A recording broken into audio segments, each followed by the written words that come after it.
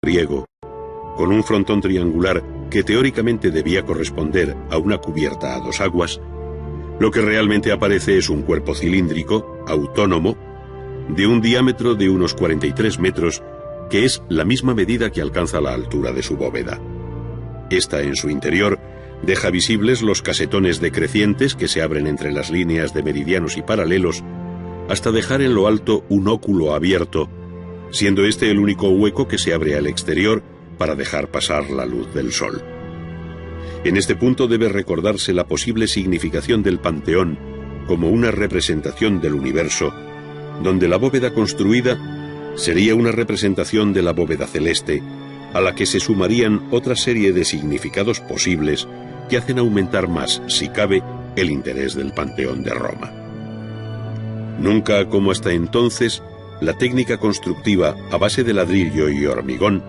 había permitido cubrir un espacio tan amplio, 1520 metros cuadrados, sin apoyos intermedios, resultando su interior de una diafanidad que conmueve y sobrecoge. Hay en él algo de inmortal por encima de la contingencia humana, y por eso recibió los restos de hombres que, como los de Rafael, no tenían cabida en otro lugar, sumando a la inmortalidad del edificio la fama imperecedera del artista.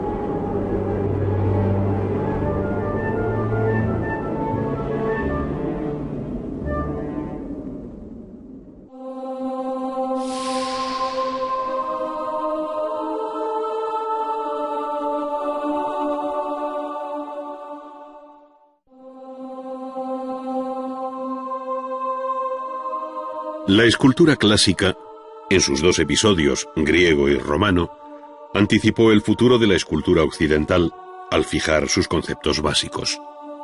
Si bien es cierto que Grecia fue la gran creadora, se debe a Roma el interés, asimilación y copia de las grandes obras griegas, pasando al mármol originales en bronce que hoy, salvo excepciones, como el auriga de Delfos, se han perdido. Por ello resulta indisociable el estudio de la escultura griega y romana, ya que el conocimiento de la primera tiene lugar a través de versiones romanas cuyo grado de fidelidad respecto a los modelos desconocemos.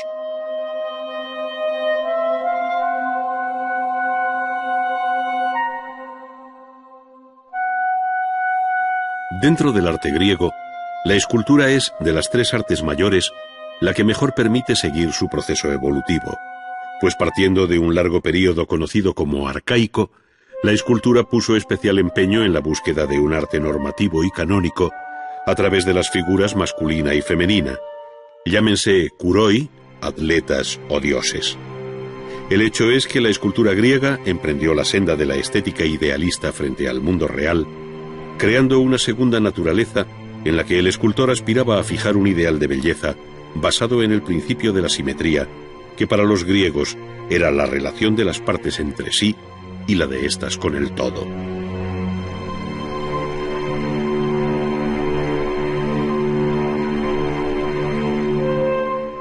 En la primera Eneada, del neoplatónico Plotino, se resume bien lo que entendía la cultura clásica como bello. Es voz común que la belleza visible es fruto de la mutua simetría de las partes entre sí y en relación al todo, unida a la vistosidad de los colores, de manera que en este caso, y universalmente en todos los casos, ser bello es ser simétrico y proporcionado.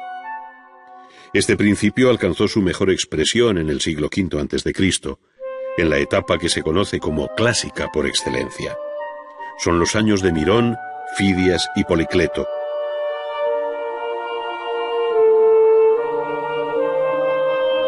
En la centuria siguiente se produjo una relajación del canon clásico, experimentando nuevas relaciones de proporciones e ideas que pueden entenderse como un manierismo, que por último desembocaría en la etapa final del arte griego conocida como helenística, y que no es sino el final brillante y barroco del arte griego. Es decir, arcaísmo, clasicismo, manierismo y barroco, como profético anticipo del discurrir formal del futuro arte europeo y como señal evidente de la originalidad e independencia del arte griego con respecto a todos los procesos artísticos conocidos hasta entonces.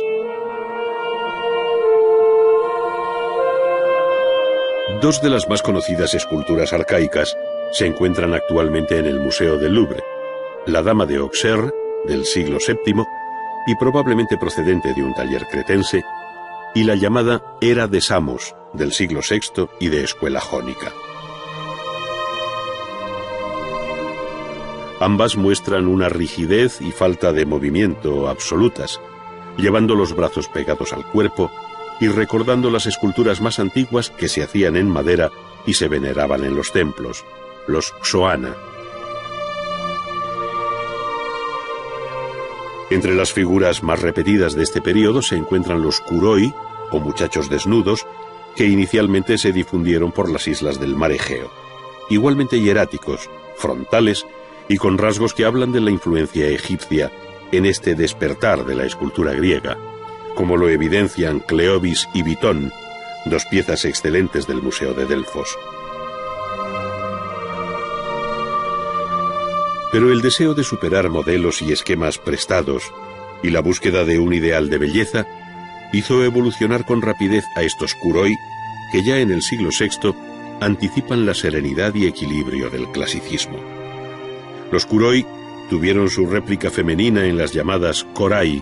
que son unas figuras votivas que repiten el mismo planteamiento formal, llevando el vestido jónico, es decir, el chitón y el himatión cruzados sobre el pecho y con una ofrenda en la mano que normalmente les falta por despegarse del resto del cuerpo. Sus rostros son inconfundibles por la expresiva sonrisa arcaica que se observa en otras muchas esculturas de este período.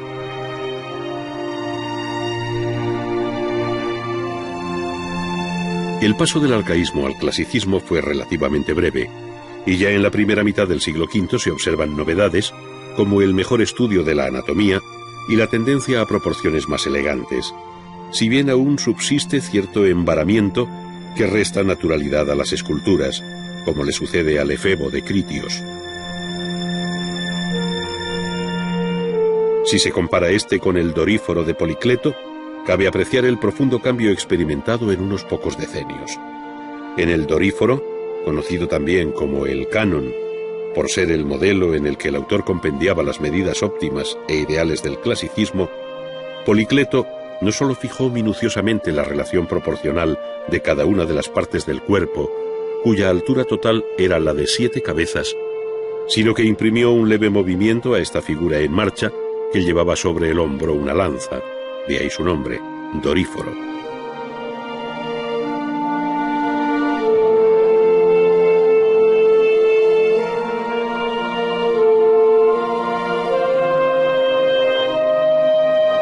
Otro tanto hizo en su diadúmeno, captado en el momento de ceñirse la cinta de vencedor sobre la frente,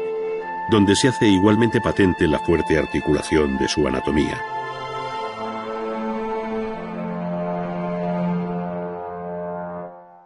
Ahora bien, el movimiento, incluso el que exige el violento esfuerzo de un atleta, como el discóbolo de Mirón, no llega nunca a descomponer la estructura muscular, que se mantiene plana, ni el rostro, que no expresa la energía precisa para lanzar el disco. Es ciertamente un cuerpo en tensión, pero no descompensado. No acusa el esfuerzo, resulta ingrávido, potente sí, pero en un equilibrio absolutamente controlado por el escultor, que busca plasmar su ideal de belleza en un paradójico movimiento en reposo.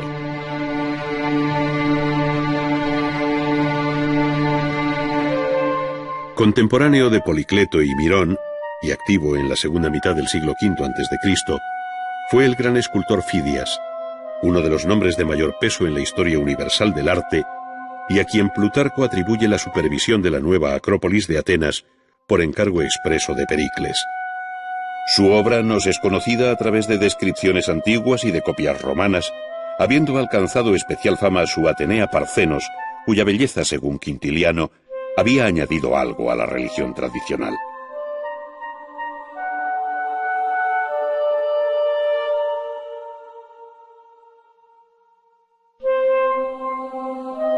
Pero el conjunto que mejor permite hoy captar el arte insondable de Fidias es el que se concibió para vestir la arquitectura del Partenón en sus frontones, metopas y gran friso interior. Si bien por desgracia apenas queda nada in situ, debiendo buscar sus fragmentarias piezas en distintos museos de Europa.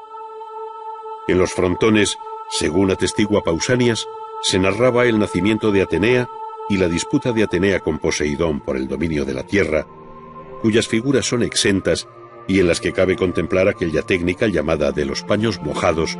que Fidias utilizó prodigiosamente para hacer ver bajo las ropas las formas llenas del cuerpo femenino.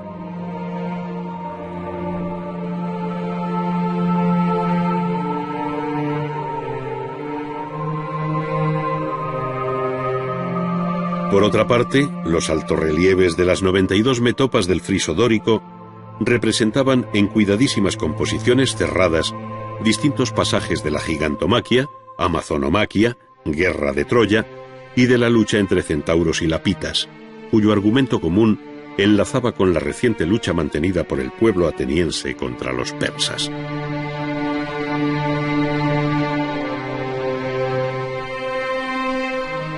En Atenas, las fiestas anuales de las Panateneas tenían cada 4 años una especial solemnidad. Era la Gran Panatenea, siendo este el argumento que Fidias desarrolló en bajorrelieve en el friso exterior de la cella del Partenón, una de las obras cumbre de toda la historia de la escultura.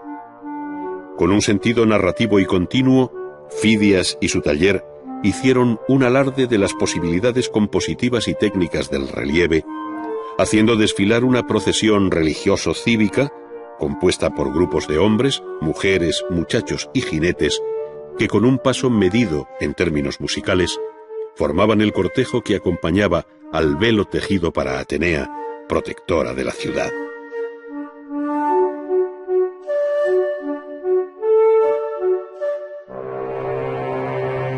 El deseo de superación y búsqueda del arte griego se pone de manifiesto en los continuos cambios que se observan con el paso de los años, de tal modo que el propio arte de Fidias se vio pronto rebasado por las propuestas de escultores más jóvenes como Praxiteles, Scopas y Lisipo. Estos buscaron un canon más esbelto para la figura humana, mayor movimiento en la composición, al tiempo que abordaron el desnudo femenino, como deja ver la serie de variantes que conoció la diosa Venus, tantas veces copiadas en los talleres romanos, siendo este uno de los temas recurrentes del período helenístico, al que con el interés por lo anecdótico propio de este momento, no dudaron los escultores añadir otras figuras formando curiosos grupos.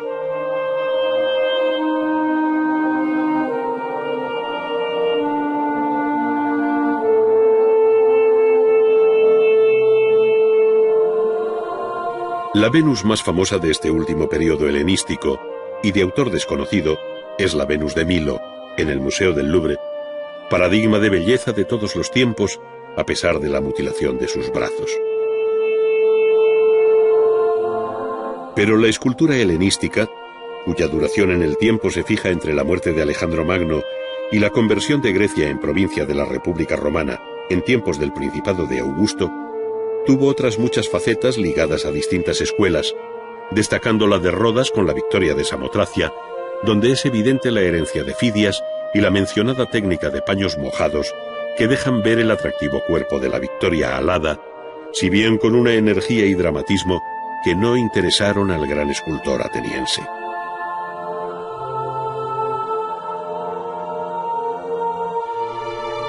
Otra de las obras más conocidas de esta escuela de Rodas es el magnífico grupo de Laoconte, cuyo original en bronce conocemos a través de la copia romana hallada en 1506. La escultura se atribuye, según Plinio, a 3 artistas, a Gesandro, Atenodoro y Polidoro, quienes recogieron no solo el dolor físico de Laoconte, sino el sufrimiento interior al ver morir a sus hijos por culpa suya al ser castigado por Apolo.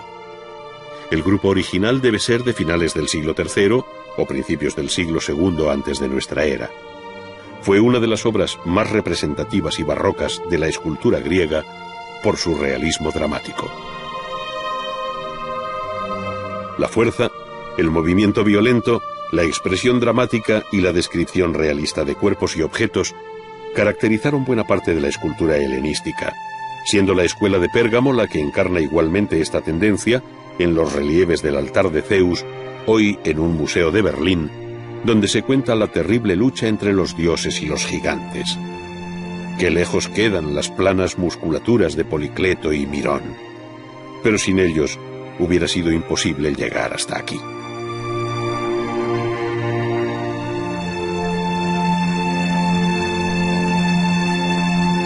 En un paulatino acercamiento a la realidad,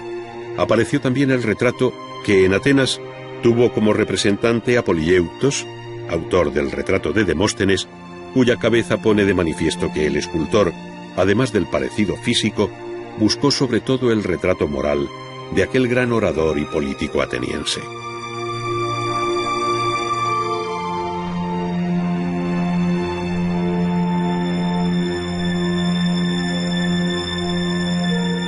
La influencia de la escultura griega fue grande en toda el área mediterránea, siendo los propios etruscos especialmente sensibles a su arte, que con un cierto retraso repite desde las fórmulas propias del arcaísmo, con su sonrisa y pliegues geométricos de las ropas, hasta los desenfadados modelos alejandrinos. Desde el punto de vista técnico, la mayor diferencia estriba en que los etruscos trabajaron con especial habilidad el barro cocido, con el que hicieron obras prodigiosas, sin que por ello desconocieran la técnica de la fundición del bronce en hueco, con la que se hicieron extraordinarios animales, como la conocida quimera de Arezzo,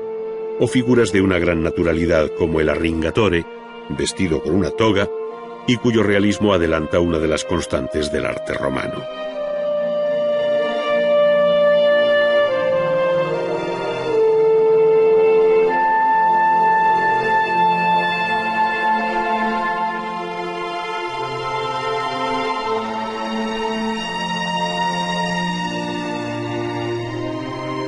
El capítulo de la escultura romana es en general absolutamente deudor de Grecia, al tiempo que ésta le debe el haber perpetuado sus obras en mármol, utilizando muchas veces a artistas griegos. Sin embargo, cabe subrayar el mayor interés que Roma tuvo sobre Grecia por el retrato, tanto en el ámbito privado como público. Los retratos de la época republicana ofrecen un verismo sorprendente que enlaza con el realismo de las imagenes maiorum, esto es, las imágenes de los antepasados, a las que se les rendía culto familiar en el tablinum de la casa,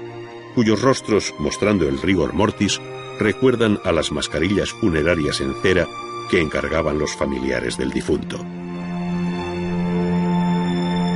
Bajo el Imperio, se inició un giro hacia el retrato idealizado, de suave modelado, del que son buenos ejemplos los retratos del emperador Augusto, al que se rindió culto público como Pontifex Maximus, al igual que a todos sus sucesores, de tal manera que el retrato imperial se convirtió en la espina dorsal de la escultura romana. A través de sus rostros y de los de sus mujeres se ve cambiar la moda en el peinado de estas o en las barbas de aquellos, conociendo momentos de aproximación o lejanía respecto a una concepción real o idealista del retrato oficial que, como propaganda política, se extendió por todo el imperio.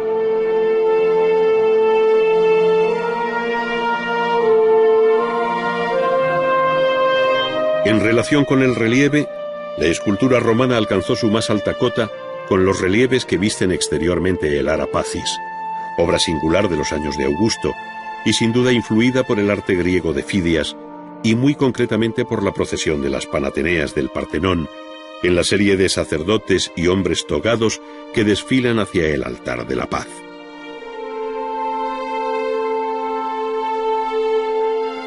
Por otra parte, la columna trajana ofrece una solución original al desarrollar en espiral, con un sentido narrativo e histórico, las campañas militares de Trajano en las fronteras del imperio, dejándonos muchos datos del mayor interés por la minuciosidad descriptiva de todas sus escenas.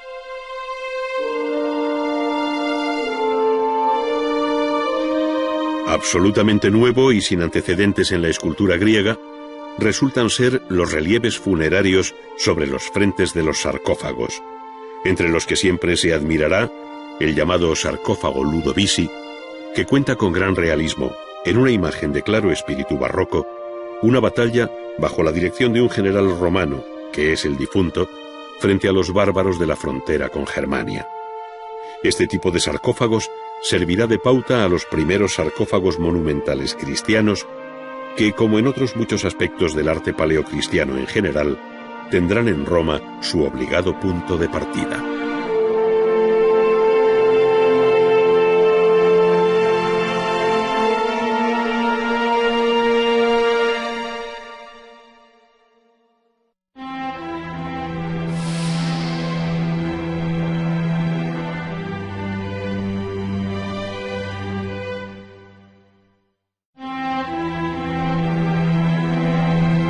La pintura griega tiene también lejanos antecedentes en la cultura cretense,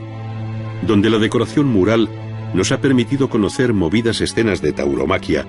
y la forzada representación de la figura humana, que evidencia influjo egipcio,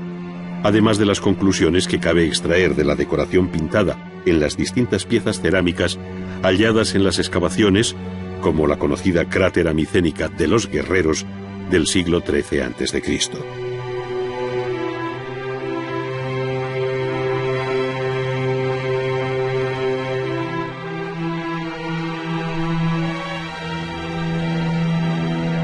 Es precisamente el mundo de los llamados vasos griegos el que permitirá conocer lo que fue la antigua pintura griega, pues perdidas las obras maestras de los